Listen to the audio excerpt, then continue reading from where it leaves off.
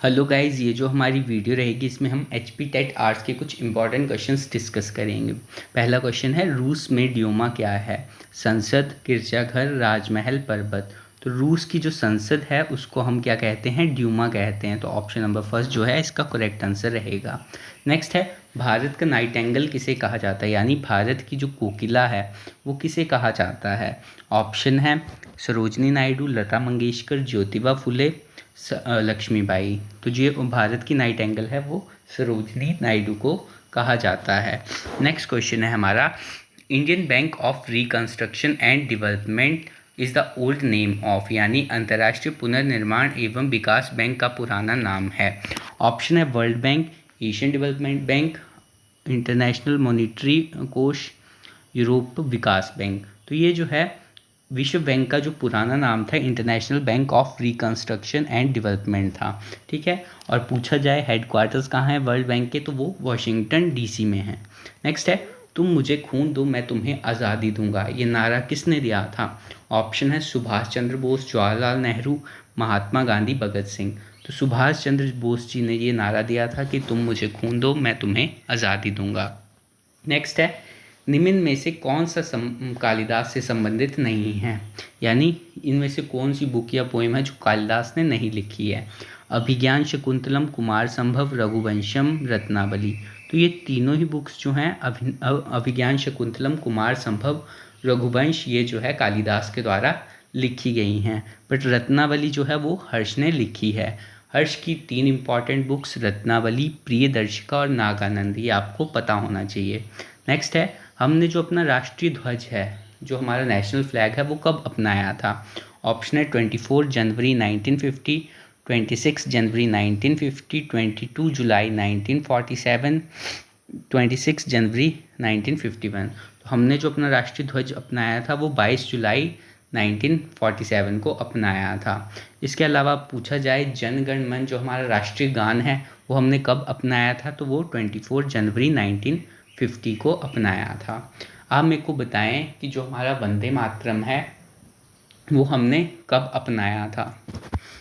Next है, त्रिस्तरीय पंचायती राज model किस समिति द्वारा दिया गया था? यानी जो हमारा थ्री टायर मॉडल है पंचायती राज सिस्टम में, वो जो किसके द्वारा दिया गया था? कौन सी कमेटी की रिकमेंडेशन पे दिया गया था? बलवंत राय मेहता, LM सिंघवी, अशोक मेहता, स्वामीनाथ समिति। तो ये है बलवंत राय मेहता कमेटी की रिकमेंडेशन पर जो है जो हमारा पंचायती राज मॉडल है इसको दिया गया था। और पूछा जाए कि ये कौन से अमेंडमेंट के दौरान पंचायती राज आया था? 73 अमेंडमेंट। शेड्यूल और जो हमारा पार्ट है वो आप मेरे को कमेंट्स में बताएं। यहाँ से जो ये 3 टायर मॉडल है इसके बारे में आपको पता होना चाहिए। आपसे पूछा जा सकता है कि पहले टायर पे कौन है, दूसरे पे कौन है, तीसरे पे कौन है। तो सबसे नीचे वाला जो लेवल होता है फर्स्ट टायर, उस जो है उसमें जो है ग्राम पंचायत आती है जो विलेज लेवल पे होती है। सेकंड टायर जो है उसमें पंचायत समिति आती है जो ब्लॉक लेवल पे होती है। और तीसरा जो है जिला परिषद जो डिस्ट्रिक्ट लेवल पे होता है। नेक्स्ट है, कौन सा संशोधन था जिसमें मतदान की आयु 21 साल से घटाकर 28 कर दी गई थी? 61, 71, 72, 86। तो ये 61st अमेंडमेंट जो था 1989 में हुआ था।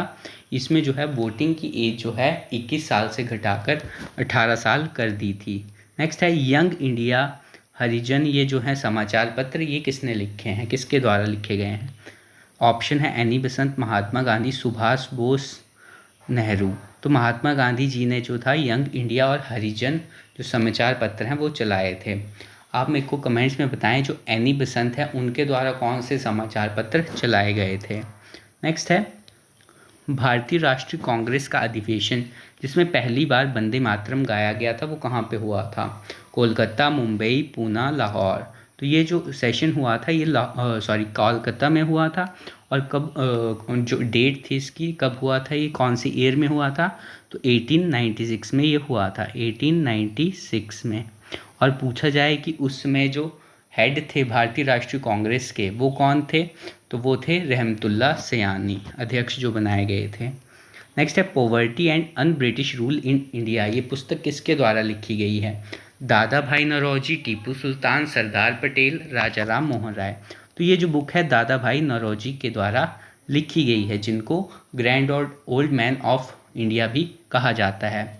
आप प्लीज़ इस वीडियो को ज़्यादा से ज़्यादा शेयर करें, 1000 व्यूज़ तक पहुंचा दो। मैं अगली वीडियो आपको तभी बना के दे दूंगा। सहायक संधि किसके द्वारा तैयार की गई थी? ऑप्शन है वेल्जली, डलहौजी, हेस्टिंग्स, रिपन। तो सहायक संधि जो थी वो हमारी वेल्जली के द्वारा स्टार्ट करी गई थी। इसमें होता क्या था कि ब्रिटिशर्स एक ट्रीटी साइन कर देते थे, जिसमें ब्रिटिशर्स जो हैं अपनी सेना जो थे, जो राजा साइन करता था उसके महल में रखते थे। ये सेना उनकी हेल्प करती थी लड़ाइयाँ वगैरह लड़ने में। नेक्स्ट है, औरंगजेब ने किस सिख गुरु की हत्या करी थी? रामदास, तेग बहादुर, हरकृष्ण, अर्जन देव। तो ये जो है औरंगजेब ने तेग बहादुर जी की हत्या करी थी। तेग बहादुर की हत्या इन्होंने क्यों करी थी? क्योंकि ये मजबूर कर रहे थे कि तेग बहादुर जो हैं वो इस्लाम धर्म को कबूल कर लें, बट इन्होंने जो था मना कर दिया था, इसलिए तेग बहादुर की हत्या कर दी गई थी। नेक्स्ट है, उस्ताद मंसूर जो हैं किस मुग़ल राजा के अधीन प्रसिद्ध चित्रकार थे? ऑप्शन है शाहजहां, अकबर, हुमायूं, जहांगीर। तो जो उस्ताद मंसूर थे वो जहांगीर के टाइम में जो थे एक प्रसिद्ध चित्रकार थे। तो ऑप्शन नंबर 4 जो है इसका सही रहेगा। नेक्स्ट है, किसके शासनकाल को वास्तुकला का स्वर्ण युग कहा जाता है? यानी कौन सा मुग़ल था जिसके टाइम पीरियड को गोल्डन एरा कहा जाता था आर्किटेक्चर का? शाहजहां, बाबर, अकबर, औरंगजेब। तो ये जो था शाहजहां को कहा जाता था उसके टाइम पीरियड को। अब आप मेरे को बताइए कि उस टाइम काफ़ी ज़्यादा इमारतें बनी थी, तो शाहजहां ने जो इमारतें बताई थी उनको आप मेंशन कर सकते हैं। नेक्स्ट है, रज़िया जो है दिल्ली सल्तनत की रानी कब बनी थी? 1236, 1235, 1237, 1238। रज़िया सुल्तान जो थी 1236 में जो है दिल्ली सल्तनत की शासिका बनी थी। और पूछा जाए कि ये किसकी बेटी थी, तो ये इल्तुतमिश की बेटी थी। नेक्स्ट है, कोणार्क का जो सूर्य मंदिर है वो कौन से वंश के राजाओं द्वारा बनाया गया है? ऑप्शन है गंगवंश, राष्ट्रकूट, चोला, पल्लव। तो ये जो है गंगवंश के राजाओं के द्वारा बनाया गया है। और पूछा जाए किस राजा ने बनाया है, तो ये थे नरसिंह देव, जिन्होंने ये सूर्य मंदिर बनाया था। नेक्स्ट है, फाहियान किसके शासनकाल में जो है भारत आया था? यानी जब वो भारत आया था तो उसमें जो राजा था वो कौन था? चंद्रगुप्त द्वितीय, अशोक, हर्ष, समुद्रगुप्त। तो चंद्रगुप्त द्वितीय जो थे जब उस टाइम राजा थे जब फाहियान आया था। नेक्स्ट है, शक संवत का आरंभ किस वर्ष में हुआ था? अब आपको पता होना चाहिए। ऑप्शन है 78 ईसा पूर्व, 78 ईस्वी, 57 ईसा पूर्व, 57 ईस्वी। तो ये जो है 78 AD में शुरू हुआ था। जो हमारा नेशनल कैलेंडर है वो भी इसी से लिया गया है, यही है जो हम अभी यूज़ करते हैं। 78 AD में किया गया था। और पूछा जाए कि ये स्टार्ट किसने किया था, तो कौन से वंश ने किया था? कुषाण वंश ने किया था। और किंग कौन थे? कनिष्क। ये शक संवत का मैंने आपको बता दिया। आप मेरे को बताइए जो विक्रम संवत है वो कब से शुरू होता है और उसको किसने शुरू किया था? नेक्स्ट है, मोहनजोदड़ो जो है वहाँ पे एक डांसिंग गर्ल का स्टैच्यू है, ठीक है। वो जो मूर्ति मिली है हमें वो कौन सी धातु से बनी है? कांस्य, चांदी, लोहा, सोना। तो वो जो है कांस्य यानी ब्रॉन्ज से बनी है। ऑप्शन नंबर 1 सही रहेगा। नेक्स्ट क्वेश्चन है, भारत में रेलवे का जनक किसे कहा जाता है? Dalhousie, Hastings, Ripon, William Bentinck. तो रेलवे का जनक जो है वो किसे कहा जाता है? लॉर्ड डलहौजी को कहा जाता है। और ये पूछा जाए कि पहली रेल कब चली थी, तो 1853 में चली थी। कहाँ से कहाँ तक चली थी ये जो है मुंबई टू ठाणे चली थी। यहाँ से अगर पूछा जाए रेलवे का जनक विश्व में किसे कहा जाता है, तो वो कौन है? जॉर्ज स्टेप्सन। नेक्स्ट है, भारत का एकमात्र तैरता हुआ पार्क कौन सा है? केबुल लामजाओ, जिम कॉर्बेट, मानस, कोई नहीं। केबुल लामजाओ जो है एकमात्र भारत का ऐसा पार्क है जिसमें जो है छोटे छोटे टापू हैं और वो तैरता हुआ नेशनल पार्क है। और है कहाँ पे? ये मणिपुर में स्थित है। और पूछा जाए कौन सी जो ये लेक है जिस पे ये स्थित है, तो लोकटक लेक पर ये स्थित है। भारत का पहला जो नेशनल पार्क था वो था जिम कॉर्बेट नेशनल पार्क, और इसका जो नाम है वो चेंज होता रहा है। तो इसके 2 नाम और हैं जो आपको पता होने चाहिए, वो आप मेरे को कमेंट्स में बताएं। नेक्स्ट है, अंडमान और निकोबार जो हैं वो सेपरेट होते हैं कौन से चैनल से? 10 डिग्री, 9 डिग्री, 11 डिग्री, 5 डिग्री। तो अंडमान और निकोबार जो हैं 10 डिग्री चैनल से सेपरेट होते हैं। ऑप्शन नंबर फर्स्ट सही होगा। नेक्स्ट क्वेश्चन है हमारा, भारत किस देश के साथ अपनी सबसे छोटी सीमा साझा करता है? यानी भारत और कौन सा देश है जिसका लैंड बॉर्डर जो है सबसे छोटा है? बांग्लादेश, चीन, अफ़गानिस्तान, पाकिस्तान। तो इसका जो सही आंसर है वो है अफ़गानिस्तान। और अगर पूछा जाए अफ़गानिस्तान और भारत के बीच में जो लाइन है वो कौन सी है जो अलग करती है? डूरंड रेखा। अब आप मेरे को कमेंट्स में बताएं कि सबसे ज़्यादा जो बॉर्डर लगता है वो कौन से देश के साथ लगता है भारत का? नेक्स्ट है, एकमात्र महाद्वीप जहाँ से कर्क रेखा, मकर रेखा और भूमध्य रेखा तीनों ही गुजरती हैं? Africa, Europe, Asia, Antarctica. तो अफ्रीका एकमात्र ऐसा महाद्वीप है जहाँ से कर्क रेखा, भूमध्य रेखा और मकर रेखा तीनों ही गुजरती हैं। नेक्स्ट क्वेश्चन है, एस्कीमो एक जनजाति है, वो कहाँ पे पाई जाती है? Greenland, Norway, Antarctica, Eurasia. तो एस्कीमो जनजाति जो है वो ग्रीनलैंड का जो एरिया है, यूएसए जो है आपको पता होगा, वहाँ उसके ऊपर जो ग्रीनलैंड है, उसके अलावा यहाँ पे जो एरिया है वहाँ पे ये पाई जाती है। जो सर्बिया वगैरह है वहाँ पे ये पाई जाती है। नेक्स्ट है, संयुक्त राष्ट्र संघ, इसकी स्थापना जो है कब की गई थी? 1945, 1946, 1947, 1948। तो ये जो है 1945 में इसकी स्थापना करी गई थी, और एग्जैक्ट डेट पूछी जाए तो 24 अक्टूबर को इसकी स्थापना करी गई थी। 24 अक्टूबर 1945। यहाँ से आपको जो यूएनओ है उसके हेडक्वार्टर्स पता होने चाहिए, वो कहाँ पे हैं? वो न्यूयॉर्क में स्थित हैं। यूएनओ की टोटल 6 बॉडीज़ हैं, उनके बारे में आपको पता होना चाहिए, वहाँ से क्वेश्चन पूछा जाता है। इंटरनेशनल कोर्ट ऑफ जस्टिस जिसके हेडक्वार्टर्स हेग नेदरलैंड में है, उनके बारे में पता होना चाहिए। यूनाइटेड नेशन जनरल असेंबली जिसके जो मेंबर्स हैं परमानेंट, वो आप मेरे को बताएं कौन कौन से हैं। नेक्स्ट, विश्व जनसंख्या दिवस जो है कब मनाया जाता है? 11 जुलाई, 11 अगस्त, 25 जुलाई, 5 जुलाई।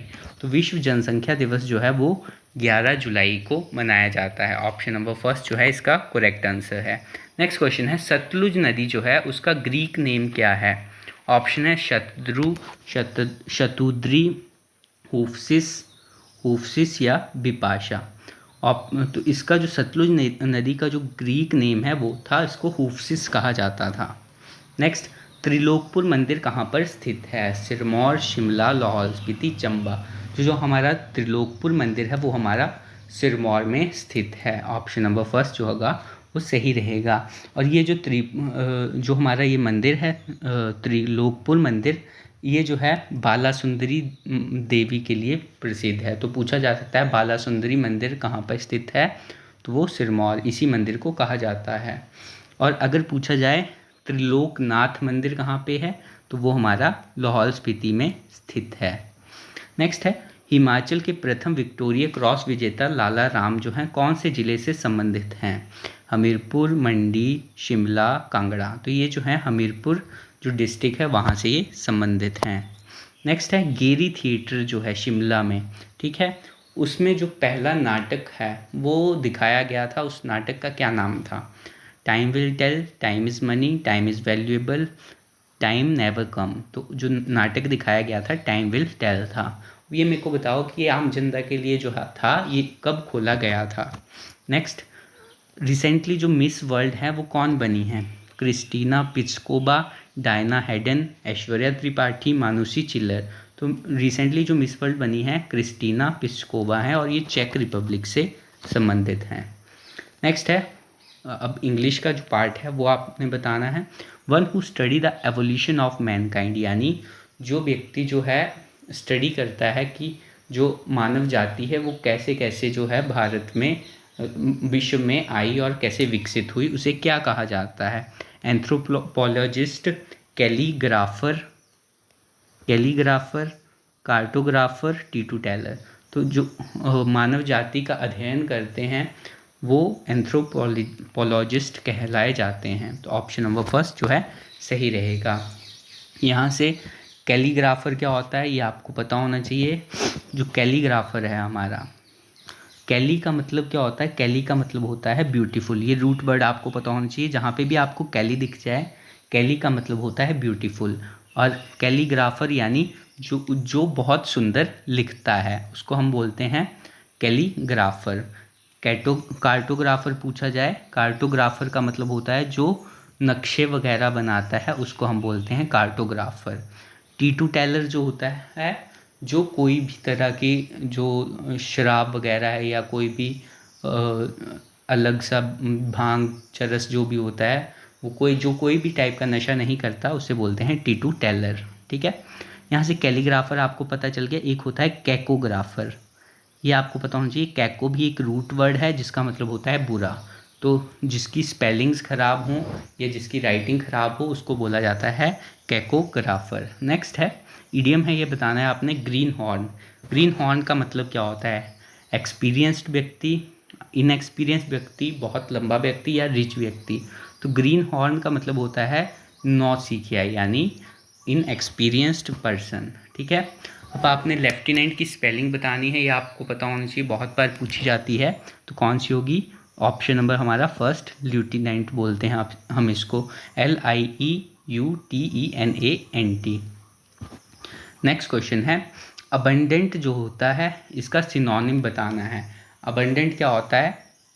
जो हमारे पास बहुत सारी मात्रा में प्रेजेंट हो। ठीक है, ऑप्शन है प्लेंटीफुल, रेयर, स्पेयर, बेयर। तो यहाँ पे बात करी जाए, बेयर का मतलब होता है जो बहुत ही थोड़ी क्वांटिटी में प्रेजेंट हो। ठीक है, स्मॉल। स्पेयर जो होता है, स्पेयर आपने गेम्स में भी सुना होगा, स्पेयर्स में ले जाते हैं, मतलब एक्स्ट्रा प्लेयर रखते हैं हम। ठीक है, रेयर होता है बहुत दुर्लभ चीज़ और प्लेंटीफुल होता है बहुत ज़्यादा। तो इसका जो सिनोनिम होगा वो कौन सा होगा? Plentiful, option number first. Next यहाँ पे जो है साइको के क्वेश्चन है। पहला क्वेश्चन है who stated adolescent is a period of stress and storm, यानी किसने कहा था किशोर अवस्था जो है तनाव और तूफान का समय है? स्टैनली हॉल, पियाजे, सिम्पसन, सिगमंड फ्रॉइड। तो स्टैनली हॉल ने कहा था कि जो एडोलसेंट होती है वो पीरियड है स्ट्रेस और स्टॉर्म का। Next, how can a teacher help a student in the formation of good habits, यानी एक जो शिक्षक है वो विद्यार्थी को अच्छी आदतें बनाने में कैसे मदद कर सकता है? पहला ऑप्शन है ऑर्गेनाइज को करिकुलर एक्टिविटीज़। ठीक है, सेकंड है रोल मॉडल बन के, तीसरा है उसको रिवॉर्ड दे के। तो ये सारे ही ऑप्शन सही हैं। आप को करिकुलर एक्टिविटीज़ के को सिखा के भी बच्चे को डेवलप कर सकते हो हैबिट्स उसकी अच्छी। रोल मॉडल उसके होगे तो वो आपको देख के सीखेगा, और उसको रिवार्ड दोगे तो उसके अंदर होगा कि मेरे को रिवॉर्ड चाहिए तो मेरे को अच्छा पर्सन बनना है। नेक्स्ट है ट्रू फॉल्स जो होते हैं वो किस चीज़ के एग्जाम्पल हैं? Convergent thinking, divergent thinking, intelligent thinking, deductive thinking. तो ट्रू एंड फॉल्स क्या बताते हैं? अगर बहुत सारी चीज़ें हैं तो हम, अगर ट्रू होगा तो मतलब एक पॉइंट पे जा रहे हैं हम। ठीक है, तो कन्वर्जेंट थिंकिंग का मतलब ही होता है कि बहुत चीज़ों से एक पॉइंट पे जाना। तो इसका जो होगा कन्वर्जेंट थिंकिंग यानी अभिसारी सोच होगा। नेक्स्ट, ब्रेन स्टॉर्मिंग मैथड जो है यूज टू डेवलप, यानी ब्रेन स्टॉर्मिंग विधि जो है उसका विकास किस चीज़ के लिए किया गया था? इंटेलिजेंस देखने डेवलप करने के लिए यानी बुद्धिमत्ता, क्रिएटिविटी यानी रचनात्मकता, परसेप्शन धारणा, मेमोरी। तो ब्रेन स्टॉर्मिंग मेथड होता क्या है? इसमें जो है बच्चे को आप कुछ भी दे देंगे और बच्चा जो है खुद से इमेजिनेशन से कुछ आंसर आपको देगा। ठीक है, तो वो क्या करेगा, उसकी क्रिएटिविटी बढ़ेगी, वो हर जगह से सोचेगा कि क्या हो सकता है क्या नहीं। तो ब्रेन स्टॉर्मिंग मेथड का यूज़ जो होता है वो क्रिएटिविटी यानी रचनात्मकता का विकास करने के लिए किया जाता है। वीडियो अच्छी लगे तो प्लीज़ शेयर करें। Thank you.